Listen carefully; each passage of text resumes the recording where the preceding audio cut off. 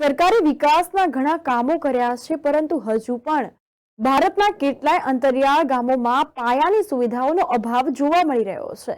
ઇન્ફ્રાસ્ટ્રક્ચરની વાત કરીએ તો ખેડબ્રહ્માના પાટડિયા ગામથી અંબાઈગઢા રોડની દયનીય હાલત જોવા મળી છે। ખાસ કરીને ગુજરાતની આ હાલત છે। ગુજરાતના અનેક ગ્રામ્ય વિસ્તારોમાં હાલ પણ દયનીય હાલત જોવા મળી રહી છે। આ રસ્તો જે છે તે ખાડા ટેકરાવાળો અને જીર્ણ અવસ્થામાં જોવા મળી રહ્યો છે। આપ જોઈ રહ્યા છો દ્રશ્યોમાં, તો તેને લીધે રાહદારીઓ અને વાહન ચાલકો ભારે રીતે પરેશાન થઈ રહ્યા છે। કમરને તોડી નાખતા ખાડા ખેડબ્રહ્મા તાલુકાના અંતરિયાળ વિસ્તાર એવા પાટડિયાથી અંબાઈગઢા તરફ જતો રોડ છેલ્લા 15 વર્ષથી આ જ સ્થિતિમાં જોવા મળી રહ્યો છે। આ રોડની અત્યંત દયનીય હાલત જોવા મળી રહી છે।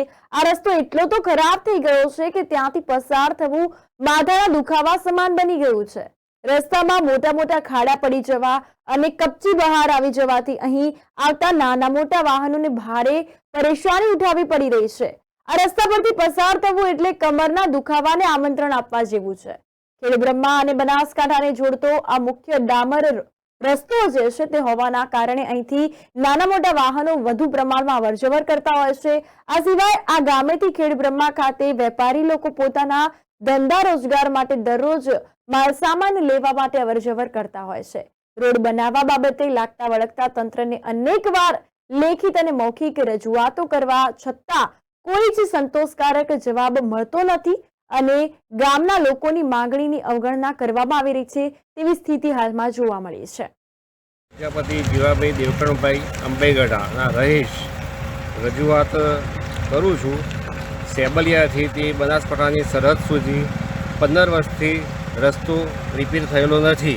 સાબરમતી નદીના ઉપર 4 વર્ષથી પુલ બનાવેલો છે।